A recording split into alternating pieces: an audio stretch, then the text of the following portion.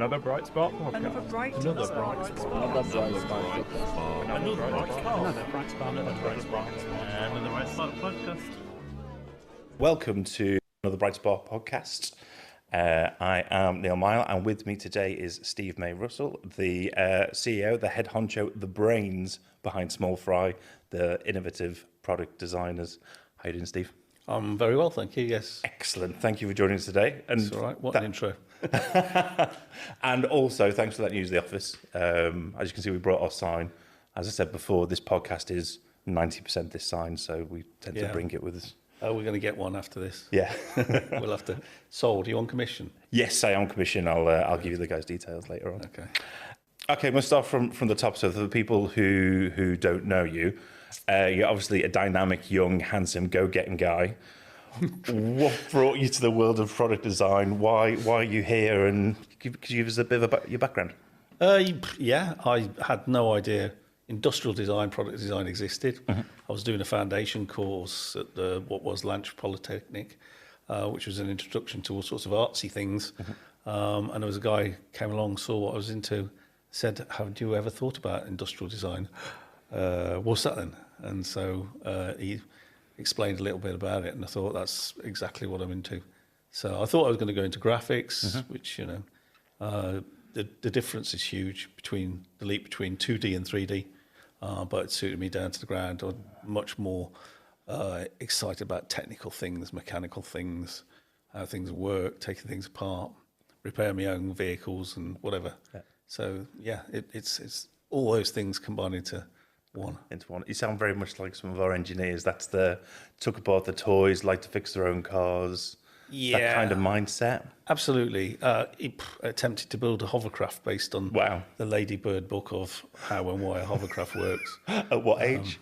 I don't know, probably 10, 12. Okay. I used to have a thing for building model aircraft. Also understood the principles of how they fly from the Ladybird book of aircraft. So yeah, that was just my sort of thing, really. Yeah, fantastic. So there's a few examples of clients and stuff I'd like to sort of dive into later on. As you can probably see, it's a very clean office. We're surrounded by vacuum cleaners, but that will become apparent why later. Industrial design, product design, you work in a lot of industries, a lot of different clients. Yeah. I know every project's different, but what's the sort of starting point? A client comes up to you, launches off. How do you approach a project? Where are they, and what do they want to do? What do they perceive their needs to be? Yeah. And then we'll go out and sort of, if possible, qualify that, make sure that, you know, when you walk into any business and you ask people what's wrong with it, everybody will tell you. Of course, everyone's got an opinion. Yeah, Yep. But it's all a different opinion. And so we have to get that kind of alignment. So it's important to really, you know, get an understanding of what they believe. And then for me, what really comes first is the people you seek to serve. So not everything we do is just about pure commerce and growth. So we work with, you know, NHS trusts and things like that, and it's about getting the best value for what you do, for money you spend, rather than, you know, necessarily turning a profit as you do in the private sector. So it's important to understand what the objectives are, and then we do really concentrate on what is actually going to make the audience happy. Right. End user. Yeah. Okay. Not just end user. Right. There's end user, but there's all the people in between. Right. You know, if you don't understand the intermediate stakeholders, with them, what's in it for me? Yes. Then you've got a good chance you'll never get it to the end user. Okay. So there's, for me, a big distinction between your customer and your consumer. Yeah. Customer pays for stuff. Consumer's the beneficiary of the service delivered. And they're going to reward the customer in the end by carrying on with the using the product in the best way. I mean, it's very important, I believe, to focus on customer satisfaction. Yeah. Because happy customers come back, and happy customers tell other people. Yeah. And in the world of the internet today, as we're using it today, you know, that's where you're outed really fast. Yeah. So, you know, you can't hide. Yeah. Let's just say, I know you work with existing clients and big organisations. If someone, because a lot of people watching this, a lot of people who we work with will have an idea, like an idea for a product. what would you recommend as a starting point? Is it sort of research into it? Is it sort of getting a prototype down? Is it understanding the audience? Is it the market? What would be your starting point? Well, I know I work closely with some IP lawyers, and they're going to hate me for this, but don't immediately rush off and patent it. Okay. Because we do find that people have some very good ideas, and they're founded on having identified an unmet need or a badly serviced need. But the way they've gone about solving that isn't necessarily the best economical, manufacturingly practical solution. So they come to us, as that's happened on numerous occasions, and we understand what it is they're seeking to do, but then we've readdressed that and found there's a much better, more effective way to solve that problem. Yeah. What they found that was most important was the problem to fix. Okay. So that's a great place to start, really. Yeah. You've got options when it comes to innovation, and you want to you're hunting for your opportunities to grow. You can obviously look at your existing products and your product portfolio and say, well, what do we need to do to iterate on this, and what do we need to improve on this? But the world moves fast, technology moves on, and you could be in that situation where, heaven forbid, you're polishing a turd. Yeah. You're gonna, Fundamentally, it's never going to get any better than it is now. And that's not necessarily going to satisfy the needs of the audience that you seek to serve, as well as new technologies. Yeah, and your business. So, the other alternative then perhaps is to look at technology. What's happening in the world of technology? What's changed? What's enabled you to do something you couldn't do? Yep. Today it's possible. Yesterday it wasn't. Yeah. Tomorrow, who knows? And so technology is one of those areas where, it's often you find it in that space where it's a technology push, where it's trying to find its feet in the world and solve a problem and make sure that is actually going to present a value proposition that works. Yeah. Whereas, the third dimension of that is probably, market. Right. And what I mean by market is your customers, your audience, and that is really where we focus. I was privileged. I did obviously study industrial design engineering, but I also did an introduction to MBA at Warwick Business School, and encouraged by my lecturer, I won a thing, Shell Livewire Business Growth Challenge, national and regional final. On the back of all that, I managed to get a scholarship to study marketing under Philip Kotler. And so, I was chatting away with him, enthusiastic young. And he's written numerous books on the subject, but he said basically marketing comes down to one thing. If you give people what they want, they buy it.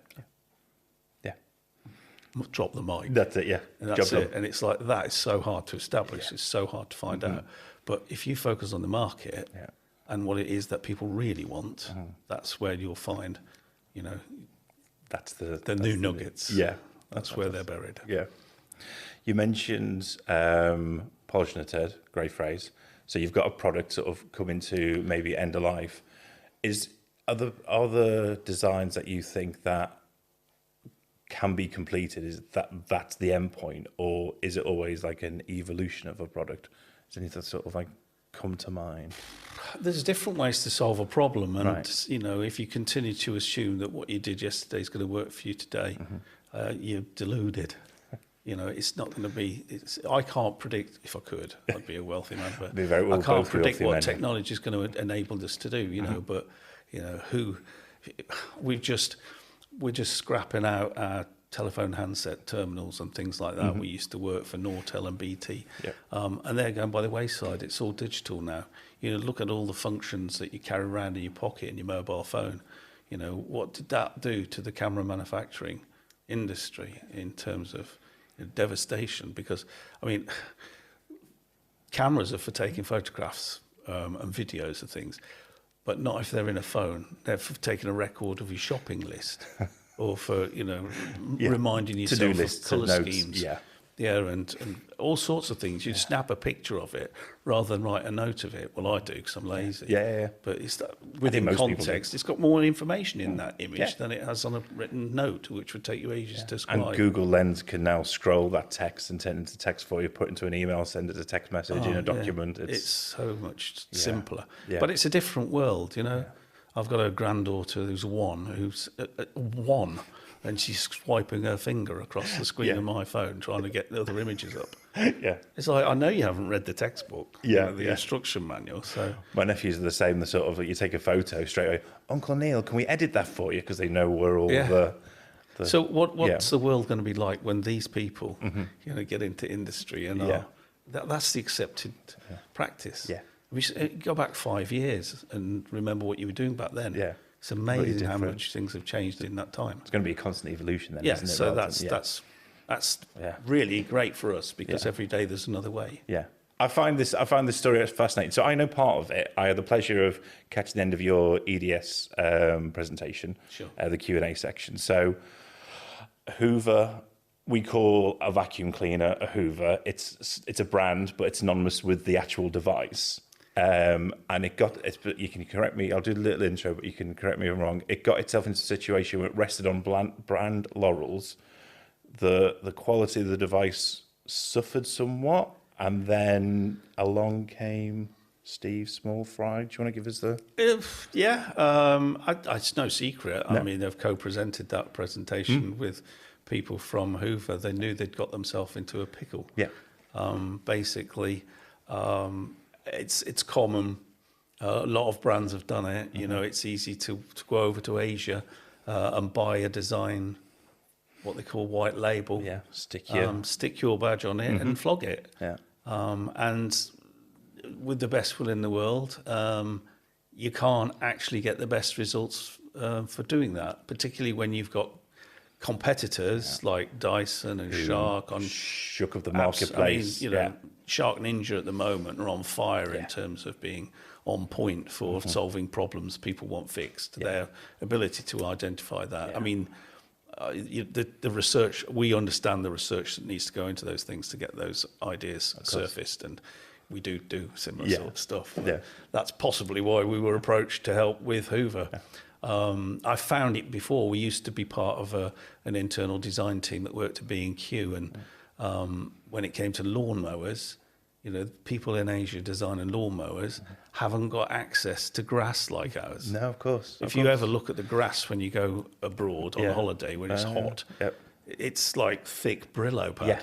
It doesn't have nice blades of grass like you'd see on a cricket pitch. Almost roots in between. It's like it's a mat, isn't it? It's like thick. And so they haven't got any empathy for the kind of challenges we faced. Yeah. And so similarly, with a vacuum cleaner, there's a huge difference culturally across regional territories. So for the Hoover, we were carrying out international research in Germany, France, Italy, and the UK to find that common ground, because you're looking for mass customization opportunities. Core products the same, but regional variation to accommodate taste and requirements. And there's a very quirky thing you find in the UK is that we have a lot of carpeted rooms, and particularly carpeted stairs, whereas mainland Europe doesn't have that. There's a lot more hard floors and temperatures better.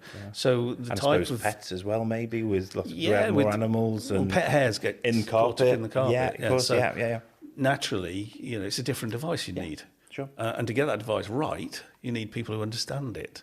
And they'd missed it, and they were just happy to buy stuff where obviously there's a cost. There's the non-recurring engineering development costs involved in these items is not insignificant, but the damage to your reputation and brand by being complacent and apathetic towards the needs of your audience is worse. And so, when your product is retailed through certain channels, I won't name them, it's not a proud moment. No. And what they're doing, they're obviously getting rid of stock that's not sold, and it's not performing well. So they're not going to restock it into high street shops. There were John Lewis wouldn't have entertained a Hoover brand product at that time. When we started talking to them, they were averaging, I think, around 3.6 stars. Right. Which most people who go on to shopping channels, if it's not 4 stars or above, you're not even going to take any notice of it. My other half and I went on a holiday. You look at restaurant recommendations, anything below a 4-star, because you've got such a limited choice. Yeah. Same with most product. But we're all the same. We are. And we rely on those things. So, the challenge is, how do you get this brand back on track? And even more interesting, there's a group of people out there between the age of 18 and 25, as you said, just think Hoover is a noun or a verb. Yeah. And we talk to people when we're doing research who are doing their hoovering with their Dyson and hoovering with their Shark. It's like, no, actually, you're vacuuming. Vacuum cleaning, but, it's not what we think that counts. We have to listen. That's Yeah. what we do. But it was interesting that there wasn't a lot of bad feeling for the brand. Yeah. It was, it's theirs to lose. They didn't have to win the position back. It was like an apathy, maybe. Was it just or was that even too strong? There was an entrenched belief, self-belief in the ability to determine what exactly their customers wanted. Sure. But when it comes to understanding what your customers need, when you have an argument between your customer and yourself or your senior management team, there's only one of you that's going to win every time. Yeah. So we listen to them, the customer. Smart. And we'll go in. I'll happily go into a C-suite and say, you're not your customer. You have to find out what they want, not what you think they want. Right. And that's fundamental to getting this thing working. But there's a whole host of other things we had to change in terms of the culture of the organisation to get them more receptive to the idea of what they were doing, why they were doing it, and then actually energised and engaged and revitalise that enthusiasm for the brand, bring that energy back, which we did. People started to believe they could actually, turn this around and pull it out the back, which is, just as much as a design job, that was the job we had to do across continents. We've got, an international marketing team in Italy, Milan Experience Design Centre based there, people over here and the product marketing teams, the channels. We brought them into sessions where we showed them the teardowns on the competitive products and explained the technologies and the pros and cons of those things. And they knew a lot more about what they were selling and they get enthused. Yeah. Oh, great extra value to add for organisation. Yeah, important to do though, really, when it's such a cultural change. Absolutely. It reminds me when you're saying about going to C execs and just chatting and saying, look, what you think, what the audience thinks, completely different. There was an illustration of parents around a cot and they've got a beautiful mobile. And it's like, oh, look at the elephant and look at the gorilla, isn't it pretty? And you've got the baby's point of view. All you can see is the undercarriage of animals, so it's what you think they want compared to what actually the user needs. It can be very, very different. Well, yeah, and this is something you'll hear me say a lot, is that we don't see the world as it is. We see the world as we perceive are. It, yeah. And that's, back to your background, how you were brought up, your education, your cultural exposure to what, and that is the framework within which you make judgments. Yeah. However, that's not the same for everybody. Yeah. Everyone's got their own bias. So one of the big things that I do encounter is an inability for people to demonstrate genuine empathy. Okay. Difference between sympathy and empathy. Sympathy is you think aligned and whatever. Yeah. Empathy means you don't have to agree with what you're saying, what people are saying, but you have to understand what they're saying and why they're saying it. Okay. And that, if you can't get to that point, then we've got a big problem, because you'll never be able to understand how to, empathise and support them. Understand their point of view. Yeah. Exactly. Yeah. It's a really interesting point. Not quite a frivolous question, but one that I thought would be quite interesting. Is there an existing product, maybe something that you use day to day, or a device or a bit of kit that you think you could just make that little bit better? Is there something that you're dying to grab your hands on and go, oh, we could just tweak this, make this? And then conversely, to back that up as another question, is there a product that you say, you know what, I wish Small Fry were all over that. That is perfect. No. No. The reason being, that would be putting my personal opinion ahead of the audience that device is developed to deliver to. And so that's guilty as charged of everything those people in those senior management teams do. Is like, oh, I could just make this better. Okay. Really? On what basis? What research and insight have you got to say your opinion here? You might have found something that's a fundamental flaw or fault, so perhaps then go for it. Yeah. But I would personally want to qualify that is amongst the highest priorities of things that audience wants to fix. Yeah. So the way we work is we would find out what we call a 10-point plan, the main areas that product must deliver on from the prospective audience opinion, and then try to understand the priority of those issues, what is most fundamentally important, you know, and this sounds stupid because, and it did actually get quite heated. We do create personas and platforms, and they're areas upon which you seek to understand the drivers and desires and drivers and so on of the audience. But above all else, a vacuum cleaner's got to clean. And that had been lost in the translation. There were all sorts of clever promotions and gadgets and widgets and things you could stick onto the side of the... But if its cleaning performance isn't good, you're screwed. Yeah. You know, other things we discovered, like, you know, I don't want to give too much away, but one thing they talked about the audience when we spoke to them is no pit stops. You know, and no pit stops meant I don't want to have to stop and change and move the plug, empty the bag, change a tool, find something else. Length of cords. All those, exactly. That just interrupts. You want this job done so you can go back to life, you know, because you don't love No vacuum one cleaning. loves vacuum cleaning. No, but people do get satisfied by vacuum cleaning if they achieve a result, if they get the stripes in the carpet. But, you know, if you, the problem we've got is you do need really good, well-qualified and trained researchers on the case here. And ours are really good because they come from a background of design and they've transitioned into research. So it sets them apart from researchers who are market researchers, who understand marketing stuff. They can understand the design. practicalities. And they also understand that, you know, 40% of communication's verbal, 60% is not. So the observational techniques are really important. You have to see what they're saying. And like me, I'm using my hands and I'm conscious of it now. Using body language. Yeah, it's body language. And, you know, things like we did discover that they talk about power, but the engineers hear power and they think, oh, bigger motor, more weight, more cost, heavier, sucks it to the carpet, that'll do. Well, you can't move it then. You could probably make it suck itself to the ceiling and stick there if you wanted.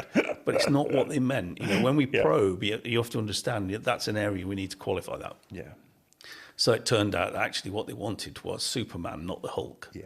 Not a big fat brute of a thing, but something lean and nimble and sleek. And they felt that when we delivered that they'd got supercharged Superman. But, you know, another example is that, you know, why do some vacuum cleaners have lights on them, and what does that mean? When people go, so they can, you know, see the dust under furniture. It's not actually. It's also a sign of how effective it is. They judge how effectively it's cleaning by how bright the lights are. If the light's dim, they start to think it's taking underperforming. Power away from suction. And so it's a lot more. It also means no pit stops, because if there's a room where you haven't got the light on, you haven't got to stop to turn a light on. It means they can carry on. It's stuff like that. You've got to get inside their head. And you've got to work really hard to actually, if you accept face value, when you ask, I love this. We talk to companies. Do you do market research? Yeah, we do market research. Oh, how do you do that? Well, we ask them some questions and see what they say. Genius. Yeah. Best of luck with that one. You know, and even better still is a unaccompanied questionnaire. Yeah, sent over email. You know, do it online. You get 1,000 answers back. It works, but not in this kind of situation. There are times we use it. You know, we do use it. We put out visual brand language questionnaires and colour schemes and get a general consensus of opinion from an age group and stuff. But, you know, when it really matters, these are sort of key questions, key areas you need to know about. You've got to dig a little bit deeper than that. I mean, what we're talking about was reformulating the DNA of this baby. And if you want it born without defect, you put the effort and energy into formulating that, you know, DNA to get it right. Yeah. And it's the same across all of the stuff we do to greater or lesser extent. Yeah. Not everyone's got the budget that, you know, had to be applied to this to get where they wanted to be. But the process is the process is the same. And we apply it to service as well. You know, we walk in our customers' shoes and we have a day in the life of, and we get to experience ourselves. And there are some fundamental principles which are overlooked in service provision and delivery. Yeah. It's so simple to find some of these things. You think, well, why don't they do it? I don't know what it is. There's quite a few clients who kind of have an aversion. They're almost scared to ask customers what they want. Yeah. Because it might mean they'd have to change something. And then there's more work involved, more budget, and there's comfort in putting your head in the sand, I suppose. Well, but it's I don't know about more budget, because this is the thing. I can guarantee people that spend money with us don't do it. It's not sunk money. No. No, you know, when you've now turned a product into a 4.7 There's star, definite value John there. Lewis are interested Yeah, and take yeah, it. yeah. They take it. Yeah, that has a commercial benefit. I mean, the returns on the work we do, literally, I looked at it, it goes into billions. And it's, I mean, flashing training shoes, $500 million straight away. You know, so yeah, it's not a cost, it's an investment, but people are scared. They're risk averse, and I think if you've worked with people that don't have a robust process and methodology, I can understand that. If you're talking to designers that are articulating their proposition around aesthetics and taste and stuff like that, I've not really got a place in my understanding of the role of industrial design, which has got a clue in the title. We work with industry. And we're around.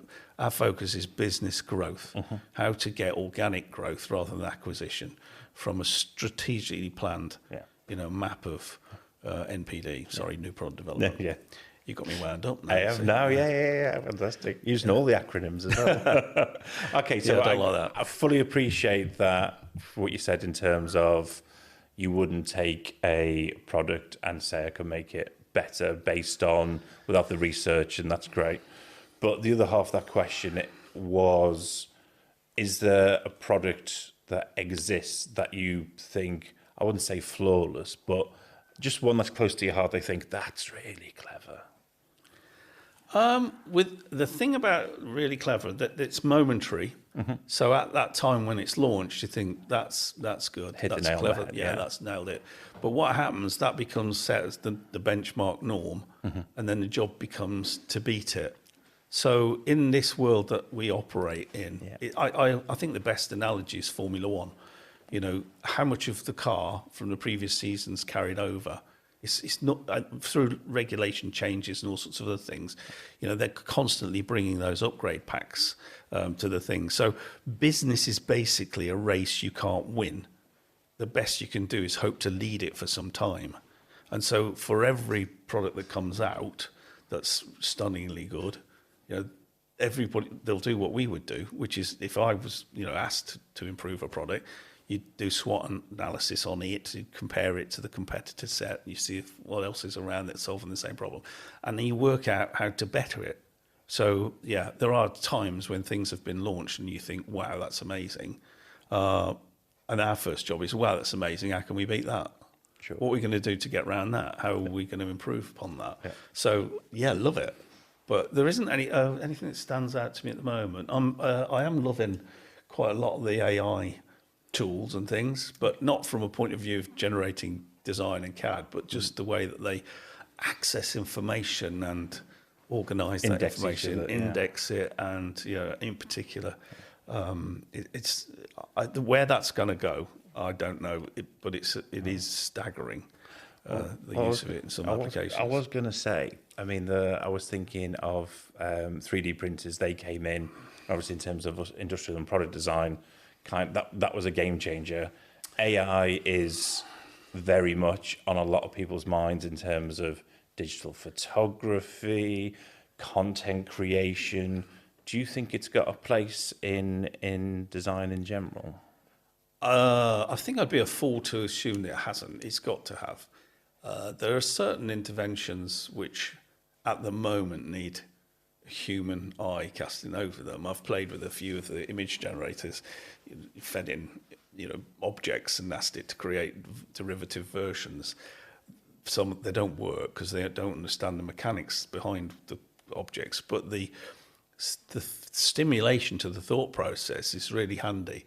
We do things which are like mood boards and style boards and theme boards, which we'd normally scour the internet for examples and reference images that we use in steering our thinking. But you can use AI in the same sort of way, and that's really quite interesting at the moment. But it's not. It won't do at this minute. It won't go the whole hog. No. But you ask it to design some concept cars in the style of, amazing what it comes out with. Yeah. It never work, but not practical. But as a thought experiment. Well, and then it starts you thinking. It's like having a sketch buddy next to you that'll help you think more diversely. Yeah. It does that diversification thinking for you. Yeah. Or can do. Okay, yeah. as you know, this is going to go on YouTube, and we put a lot of clips on LinkedIn. So I'm thinking with my LinkedIn brain, if you could, in a nutshell, surmise, because you said you're about the end user. What does the end user want from a product? I think ultimately, the best you can do is to get a product that's pleasurable and meaningful. Okay. Because if you've got something it's a joy to use, you enjoy it, and that has a significance in your life, it takes away a chore, it makes something easy or whatever, then that's when you've got a really good product proposition. When it's not enough to just function and perform, because there are so many clunky interfaces on things, and they make you work hard to get the result you want. But some things are just a joy. And I think the kind of smartphones over the years they've evolved. They've become kind of something which you have to have on you almost. Well, for certain people anyway. I am one of them. So much revolves around my phone. And there's a genuine condition, I believe, called nomophobia. Yeah. Which is the fear of loss of phone, or or if you can't find it nearby, you get a little bit of a panic. Which I experience regularly with my wife. I think every time we go out, but because all it's face recognition, so you don't remember passwords. You get access to all sorts of things, banking, paying for things. Like I said, photography is also it's all that functionality. So the way you get into that and use it, it's no longer that much of a chore, and that for me is probably, you're looking for that positive contribution to making life a little bit better for you. Yeah, that's where I'd say it needs to be. A little bit easier. Fantastic, Steve. That is everything I wanted to cover off with you. Thank you for joining us. It's all right, no problem. It's been a pleasure. Thank you very much. Thank you.